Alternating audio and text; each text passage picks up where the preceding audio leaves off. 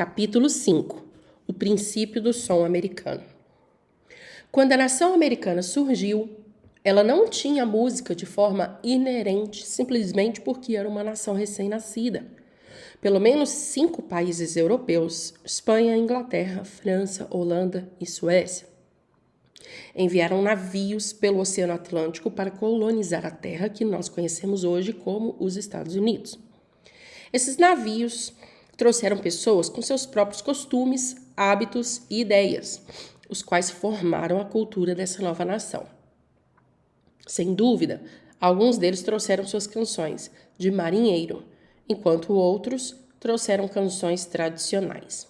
Não havia um número significativo de instrumentos musicais de qualquer tipo nessa época, porque o espaço para a carga era muito precioso para ser ocupado com equipamento musical.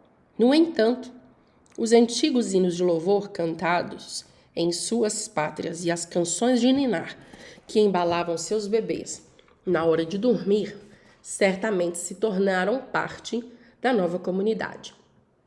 Em alguns dos países, a música tinha um papel mais importante do que em outros, mas o único tipo de música que os Pilgrims e puritanos trouxeram com eles para esse país foram os salmos que eles cantavam na Inglaterra. Só haviam 8 melodias ou tons, e a habilidade para cantar esses tons constituía todo o conhecimento de música dos colonos. Não havia instrumentos para serem mencionados em sua cultura, e instrumentos, por certo, não eram utilizados durante a adoração. Imagine um culto de domingo de manhã na Nova Inglaterra, no tempo colonial. Às 9 horas da manhã, as pessoas eram chamadas para a igreja pelo som de um esqueleto de concha, uma trombeta ou um rufar de um tambor. O longo culto era terminado com algumas canções. Um diácono ou ancião ou um ministrante era o regente da canção. Algumas vezes eles até uniriam suas vozes afinadas para conduzir as canções à capela, segurando um suporte para a vela. Haviam poucos inários, se é que havia algum, e a maioria da congregação não poderia lê-los se os tivesse. Como resultado, as canções eram cantadas por um método chamado de canto antifonal. O guia cantaria uma linha e a congregação repetiria, e assim por diante. Você pode imaginar como foi o dia em que eles cantaram o Salmo 119? Se o guia tivesse um bom ouvido, uma boa afinação, a cantoria seria musical. Mas se o guia não conseguisse alcançar um tom sequer, ou se ele cantasse a música em um tom muito alto ou muito baixo, o som dificilmente ressoaria como uma música. Com todas as diferenças de sotaque e pronúncia, algumas vezes, tudo não passava de um grande barulho. Às vezes, eles devem ter dado pelo menos 1 hora para terminar um salmo, mas era um começo. Os puritanos eram terminantemente contra o uso da música para o lazer. Enquanto eles moravam na Inglaterra, eles desaprovavam prazeres tais como peças, danças e música, particularmente música instrumental, já que os instrumentos musicais eram considerados instrumentos do diabo. Esses colonos achavam embasamento na Bíblia para muitas de suas crenças. Por exemplo, Amós 5:23 diz: "Não ouvirei as melodias das tuas liras." Isso era interpretado como se os instrumentos musicais fossem impróprios. Alguns colonos da época não aceitavam nem mesmo o cantar de canções. Eles justificavam isso pela passagem no Novo Testamento, que diz que um cristão só deveria fazer melodia em seu coração. Efésios 5:19. Um grupo até organizou uma igreja anti-música, porque eles se opunham a qualquer tipo de canto ou música.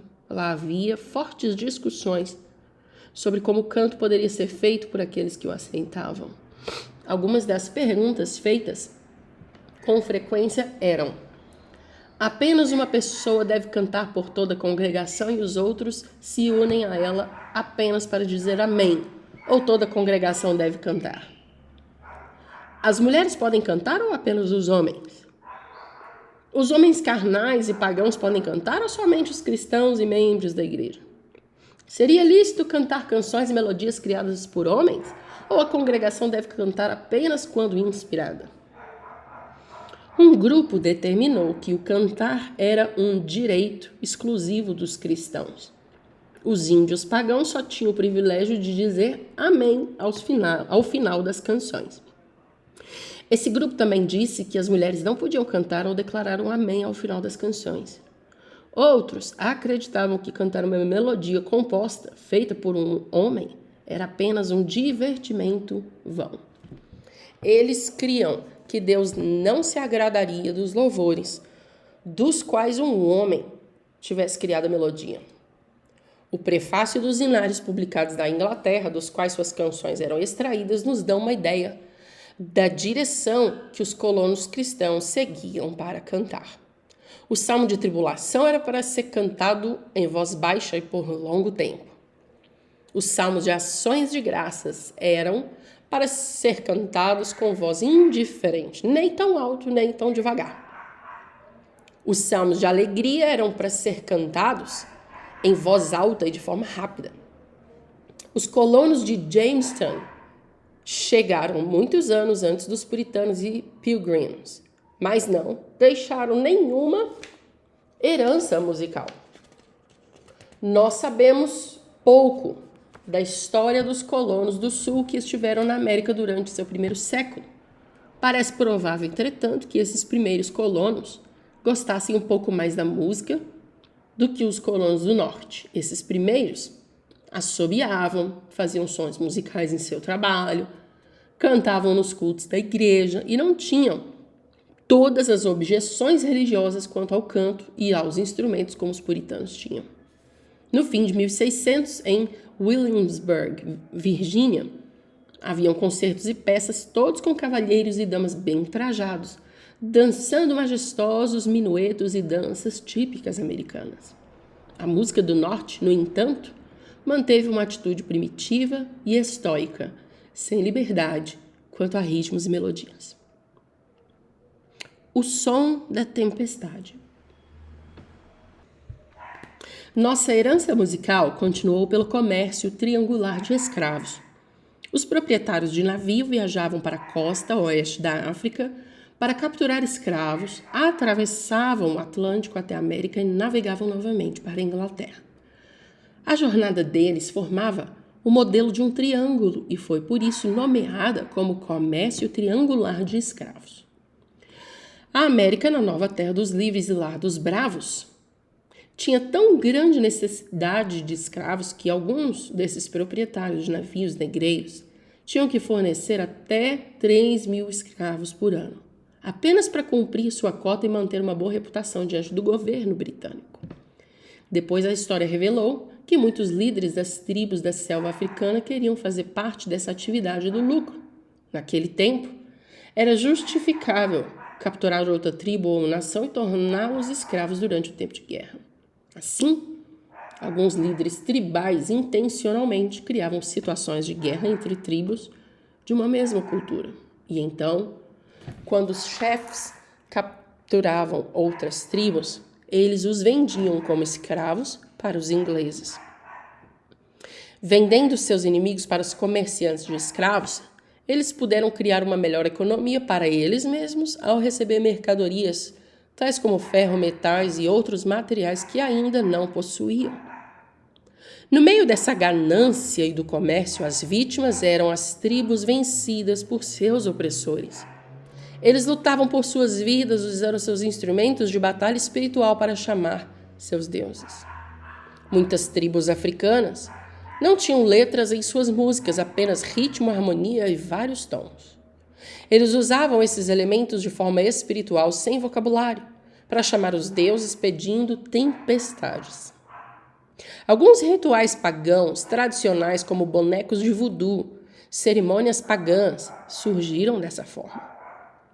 Eles cortavam a cabeça de objetos parecidos com gárgulas e fincavam-nas em árvores. De início, Eles as colocavam lá para afastar os espíritos malignos que trabalhavam para torná-los escravos. Por meio desses e de outros rituais, eles chamavam aos deuses do sol, da lua, das estrelas, do fogo, do rio, das montanhas, do trovão, do mar, do vento, do amor e da morte. Eles chamavam esses deuses para que eles trouxessem tornados, furacões, incêndios e outros fenômenos climáticos violentos para a costa oeste da África. Eles queriam que as tempestades impedissem os navios ingleses de aportarem para capturá-los. Durante cada estação de tempo ruim, as tribos ficavam em paz. Eles acreditavam que estavam usando sua música para chamar essas tempestades. Quando eles ouviam um som de tempestade, o som impetuoso do vento, da água e da chuva, sabiam que isso representava paz para eles e que eles não seriam levados à escravidão e opressão.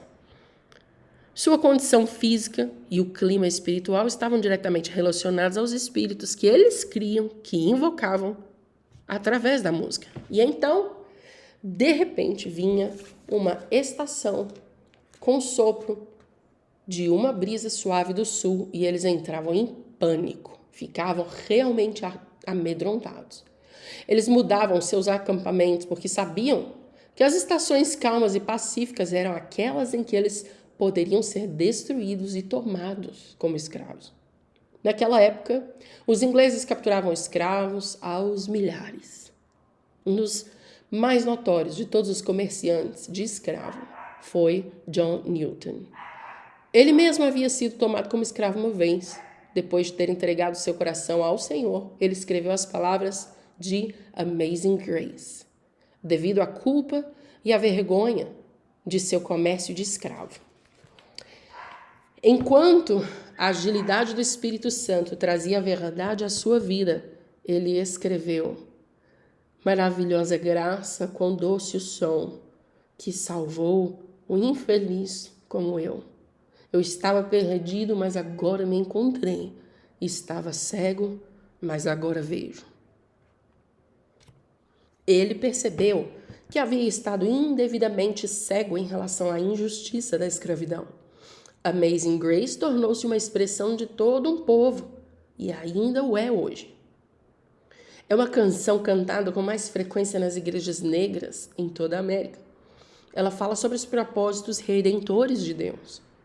O arrependimento é a atitude correta. Deus quer trazer ao arrependimento uma nação que tem vivido por gerações em respostas erradas ao pecado e em violência uns contra os outros. Assim, conforme os estilos musicais são restaurados, faz-se importante guerrear no reino espiritual utilizando a música. Os proprietários das plantações, ricos e brancos, que justificavam a escravidão biblicamente, já que há escravos na Bíblia, tinham orgulho de ter escravos fazendo todo o seu trabalho enriquecendo seus bolsos. Alguns donos de escravos chegavam a pensar que os afro-americanos eram animais sem alma. Para esses proprietários de escravos, os escravos africanos eram considerados apenas como animais tirados de alguma selva por aí. Entenda que essa atitude não era verdadeira em todos os casos. Há muitos relatos de senhores de escravos e escravos que desenvolveram amizades verdadeiras e praticaram atos de bondade uns para com os outros, tão bons quanto podiam ser, mas sem deixar de ser escravidão. Todavia, muitos donos de escravos perceberam o talento dos negros em fazer sons para entretê-los. Os escravos cantavam harmonias que os brancos nunca haviam ouvido antes.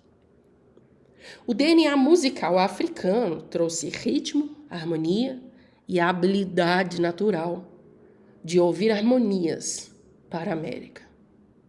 Naquele tempo, a harmonia não era permitida nas igrejas da América, porque eles pensavam que isso chamaria atenção para o homem em vez de para Deus. Os corais não eram permitidos nas igrejas, porque eles eram vistos como uma demonstração de talento. Não existiam escolas de música, não haviam músicos profissionais.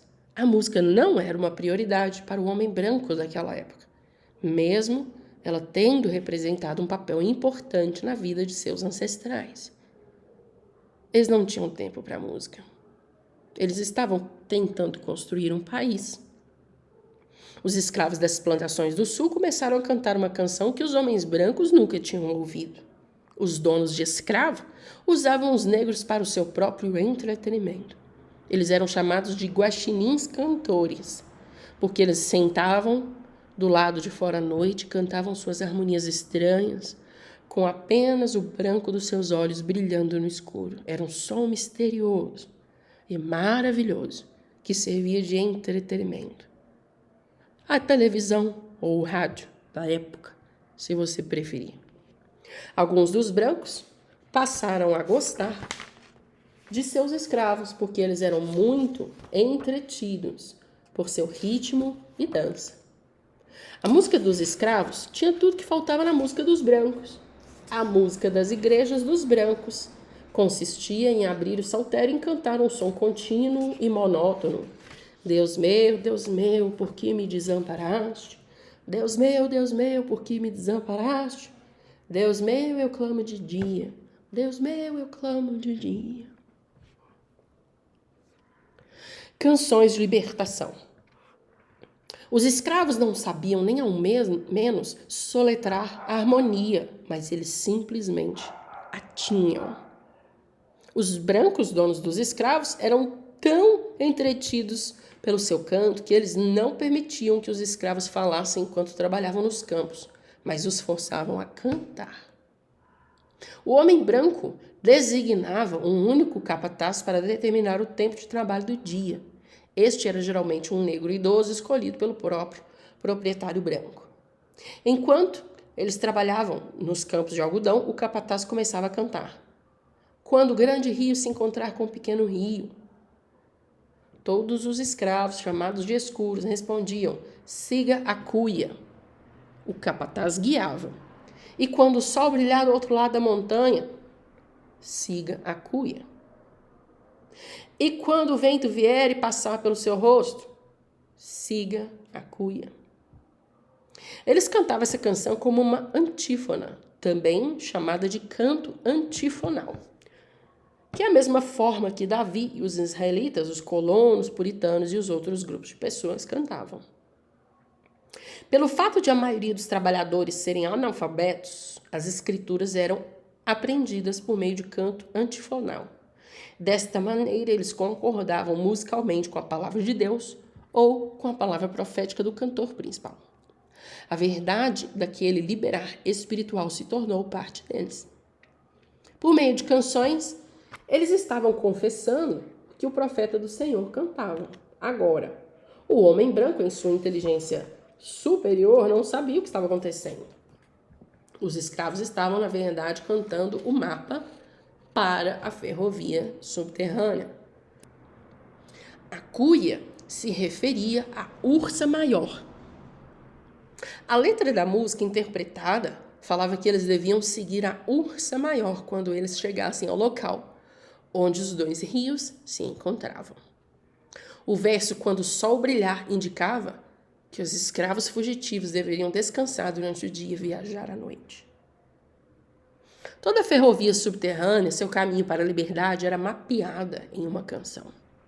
Davi a chamaria de uma canção de libertação. Toda uma raça de pessoas ensinava e admoestava uns aos outros com cânticos, hinos e canções espirituais espontâneas. Ode pneumáticos em grego. Essas canções espirituais eram plantadas em seu próprio ser. Eles sabiam o caminho para a liberdade, assim como sabiam seu próprio nome. Essas eram verdadeiras canções de libertação. Existiam várias versões da canção, dependendo da sua localização. Escapar do delta, por exemplo, requeria uma nota diferente de quando se estava escapando das montanhas do norte da Geórgia. Qualquer que fosse o caso, cada escravo plantava as letras dessas canções que poderiam, às vezes, conter dúzias de versos no íntimo dos seus corações. Da mesma forma que Davi falou sobre guardar a palavra de Deus no coração, assim esses escravos guardavam o caminho da liberdade. Como eles podiam memorizar a letra toda? Primeiro, essas canções era a única comunicação que os escravos tinham uns com os outros durante todo o dia de trabalho. Por 10 horas, eles estariam nos campos de algodão repetindo as canções diversas vezes, assegurando que todos soubessem cada palavra de cada verso. Eles não estavam apenas memorizando as palavras. Eles estavam plantando e nutrindo essas palavras de esperança e a vida no centro do seu ser. Segundo, entenda que as suas próprias vidas dependiam da memorização dessas palavras. Pense nisso. Se sua chance de liberdade e a liberdade das 5 próximas gerações da sua família dependessem de que você se lembrasse das palavras dessa canção, você memorizaria cada uma delas, não importando o custo disso. Espirituais e brados. Enquanto isso, alguns dos homens brancos cometeram um grande erro. Começaram a amar essas pessoas e levar alguns deles para a igreja, especialmente em Kentucky. Igrejas de negros começaram a aparecer em todo lugar, porque havia menos opressão em Kentucky do que no extremo sul. De repente, em vários lugares, os negros começaram a ser salvos e Deus estava derramando seu espírito neles. No entanto, alguns dos brancos eventualmente perceberam que os negros estavam ganhando força com isso, e então os trouxeram de volta à submissão severa. Os negros tinham 2 tipos de expressões para adoração. Primeiro, eles tinham os espirituais. Quando eles cantavam esses spirituals, eles sentavam em bancos velhos e balançavam para frente e para trás. Seus corpos tinham que dizer o que os seus espíritos estavam dizendo. Eles se envolviam com a música, corpo, alma e espírito. Se você vai cantar algo, tem que senti-lo. Se não há esse sentimento, aquilo não chega a ser real. A segunda expressão eram os brados. Eles traziam a mesma exuberância que era natural dos seus ritmos nas selvas africanas para o reino de Deus.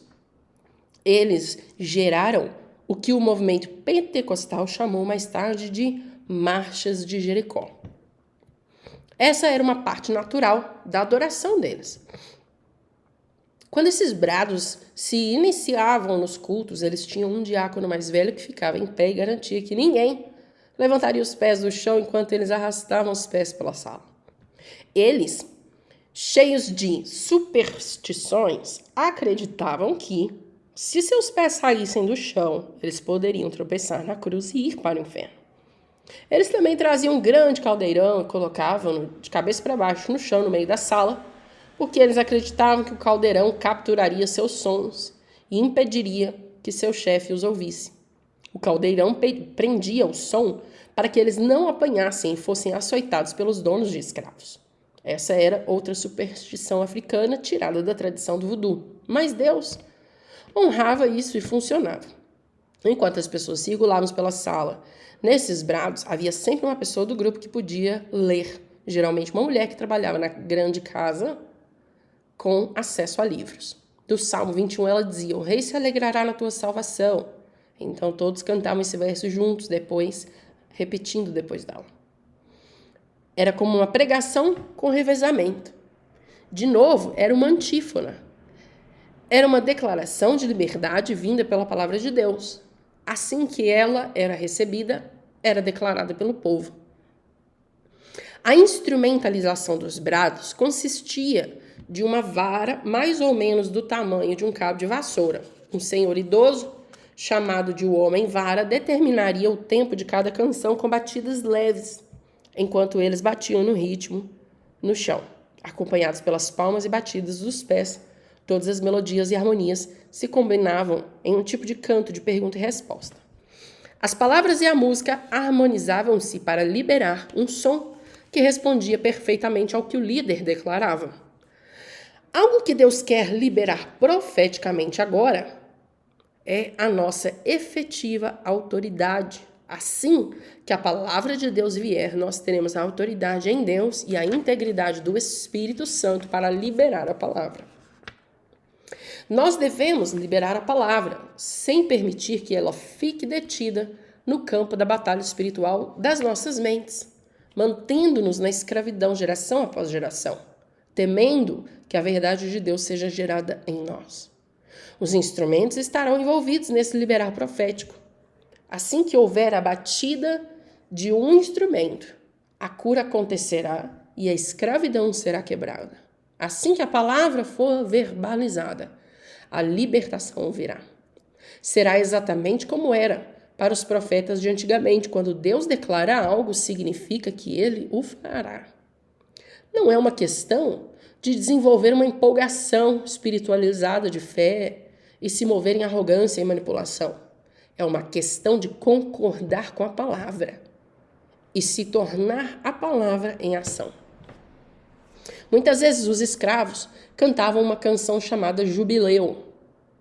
A letra era: bradem, meus filhos, porque vocês estão livres. Eles estavam cantando e bradando sua liberdade antes da proclamação da libertação.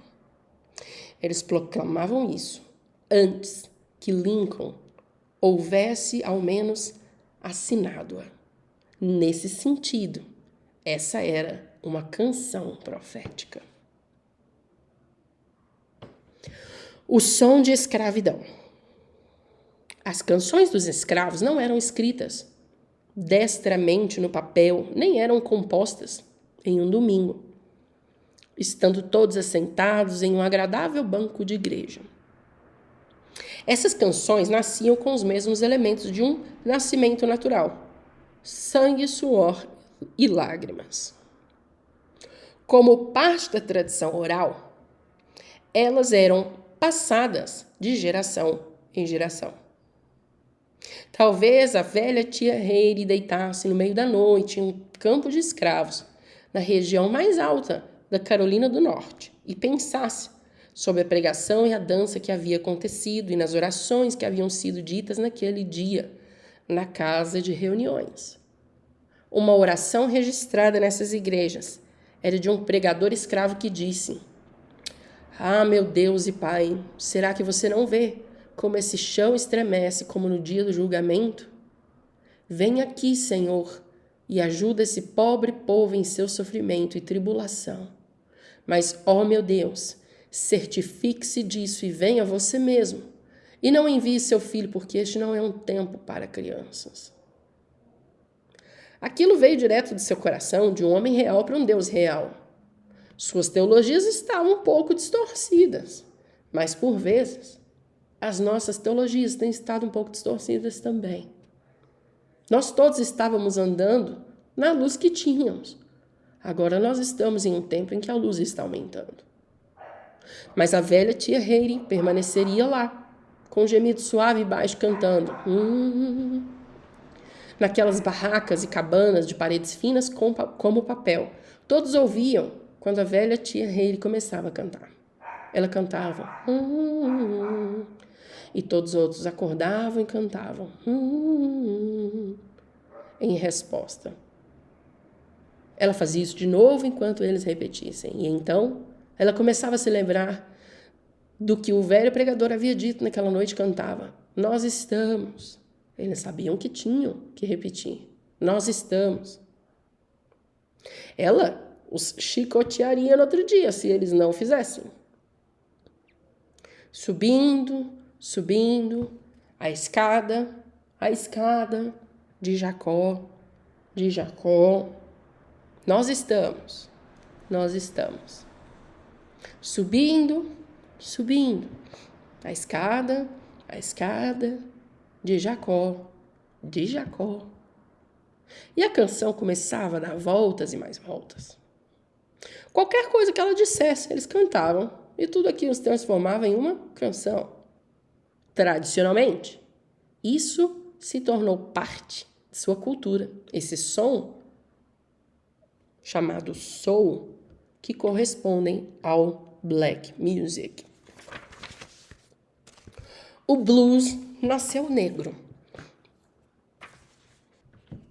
Havia uma mulher bem instruída chamada Charlotte Fortin, que nasceu no norte e veio para o sul, para a ilha Edisto, na Carolina do Sul. Ela era uma professora jovem e brilhante, além de poeta negra. Pouco tempo após sua chegada na Carolina do Sul, no meio da noite, ela ouviu os gritos de um rapaz sendo açoitado nas redondezas por um proprietário de escravos. Isso entristeceu profundamente seu coração, pois ela nunca havia experimentado algo daquela forma antes. Ela só conhecia isso de ouvir falar. O ocorrido impactou-a tanto que, antes que a luz rompesse pela manhã, depois de ter estado acordada durante toda a noite, atormentada pelos sons dos açoites, ela começou a escrever expressando a profundidade da ferida e da dor. O único jeito no qual ela sabia se expressar era através da poesia, usando a cor azul para representar seu estado de alma. Obviamente, expressar-se por meio da sua poesia trouxe algum alívio. Mas quanto àqueles, como o rapaz, que não haviam sido educados para escrever ou refletir sobre suas angústias, ela imaginava como eles lidavam com suas feridas e dores. Depois ela questionou o rapaz, para quem ele respondeu com as costas ainda cortadas em tiras. Senhora, eu expresso isso cantando. Nada poderia tirar a canção dele. Enquanto ele tivesse uma canção, ele teria um futuro. Charlotte Fortin escreveu poemas que foram distribuídos por todo o Sul, assinados com outro nome para que os leitores não soubessem que era apenas uma mulher negra. Seus poemas percorreram o Sul, chegaram ao Delta, onde o verso de um poema, no qual ela escreveu sobre a noite azul, tornou-se uma frase comum para a oprimida, pobre e destituída vida dos escravos. Ela se tornou a palavra que foi plantada em um estilo musical chamado blues. Blues, em português, azul. O blues nasceu como um ramo do jazz. O primeiro grupo de jazz na América era chamado de O Pão Amanhecido e os Espasmos, um grupo de rapazes de Nova Orleans. Eles pegaram todas as expressões de música herdadas, tanto as aprendidas com seus pais escravos, como as cantadas na igreja, e formaram um estilo de som inteiramente novo. Mas sempre voltavam às raízes. A velha tia Hayley tomaria a liderança das canções e todos os outros seriam a banda, apesar de serem apenas vocal. Esses homens pegaram os sons e, uma vez que eles tinham instrumentos, criaram jazz, da mesma expressão plantadas neles por seus pais. Medida que esses novos estilos fizeram seu caminho para cima e, através do Delta, eles plantaram sementes que depois foram colhidas, como o blues em Memphis e o de St. Louis. Em St. Louis, o blues foi transformado por W.C. Handy no blues de St. Louis. Como as pessoas e a música continuamente fizeram seu caminho para diferentes partes da cultura, ele se converteu no blues de Chicago. Uma combinação dos estilos blues e jazz até chegou às igrejas pentecostais. O som se tornou tão novo e vigoroso que ele formou a fundamentação musical do som pentecostal. Ele continuou a se desenvolver até que, do som das Assembleias de Deus, o qual influenciou pessoas como Elvis Presley, Jerry Lee Lewis e Carl Perkins, nasceu o rock. Da combinação do som da igreja pentecostal e dos conjuntos de música do Delta, surgiu a música mais revolucionária do mundo, o rock and roll. Novo e vigoroso está bom. Hoje o som continua a se desenvolver. Sobre o cruzamento de todos esses estilos musicais, eu creio que Deus diz: ouçam, rapazes, vão em frente, façam o que vocês quiserem, para os propósitos que vocês desejam, que gratificam a carne de vocês. Eu ainda vou vencer isso no final. Eu ainda trarei tudo isso de volta para o lugar de onde veio. Será um som vigoroso e novo. Haverá momentos de rejeição a ele. Também o receberão com ternura algumas vezes. Haverá tempos de paz e intimidade com ele, tempos de repreensão, rejeição, fúria e grito também. Haverá todas essas coisas e todas elas se combinarão em um som que será ouvido em ação de graças e louvor a mim. A evolução de um som qual abrange ritmo, melodia e harmonia, e todas as reações emocionais e físicas que o som evoca, pode ser usada para dar forma e moldar os sistemas de crenças do homem. O som pode tanto depositar fé em Deus, como rebelião contra Deus, causando um impacto positivo ou negativo sobre uma geração inteira. Quando 4 garotos de Liverpool, influenciados pelos pais do rock and roll, conseguem hipnotizar as nações usando sua única expressão de som, é preciso concordar que ela tem uma força poderosa. A força poderosa dos Beatles deu a milhões de pessoas vocabulário e expressão unificados. Nosso vocabulário é formado a cada dia de nossas vidas pelo impacto que a nossa música tem sobre nós. As canções estaduais norte-americanas refletem isso. Por exemplo, o Tennessee tem uma canção estadual que fala de traição. É uma música sobre a amada que é perdida para o melhor amigo, chamado de Tennessee Waltz. Eu não acredito que já tenha existido uma melodia mais bela escrita por algum escritor ou compositor, mas, em sua beleza, ela fala sobre dor, ferida e traição. E nós nos perguntamos por que o Tennessee tem um dos mais altos índices de divórcio de toda a América. Tem a ver com o nosso sistema de crenças que está diretamente relacionado ao que está sendo cantado e liberado sobre a terra, de forma contínua e diária. Eu quero saber uma coisa. Onde estão as congregações que liberarão a música com o poder e a dinâmica do Espírito Santo para mudar o sistema de crenças de uma nação e declarar que o aborto, o abuso sexual, as drogas e os assassinatos são abominações diante de Deus? Se nós realmente cremos no que afirmamos crer, onde está a coragem para liberar isso e fazer algo a respeito? Eu creio que Deus está colocando canhões espirituais nas igrejas por toda a nação que liberarão seu poder em canções. Seu poder é liberado através de canções quando nós temos o mesmo vocabulário, ao mesmo tempo, com o mesmo ritmo e melodia para o mesmo Senhor. Se nós trouxermos uma expressão unificada de nossa diversidade de estilos musicais e preferências, sejam eles rock, bluegrass, jazz, blues, clássico ou gospel, nós veremos Deus indo à guerra em nosso favor.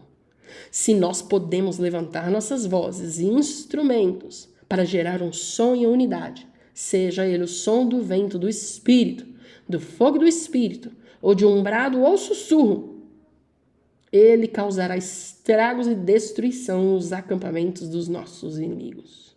Esses são os inimigos que têm provocado a humanidade. Ódio, abuso, opressão e violência de uns contra os outros. Ele quebrará as correntes da escravidão daqueles que se tornaram escravos do pecado. Que o Senhor possa novamente soar sua canção de libertação em nossos corações que diz: siga a cuia.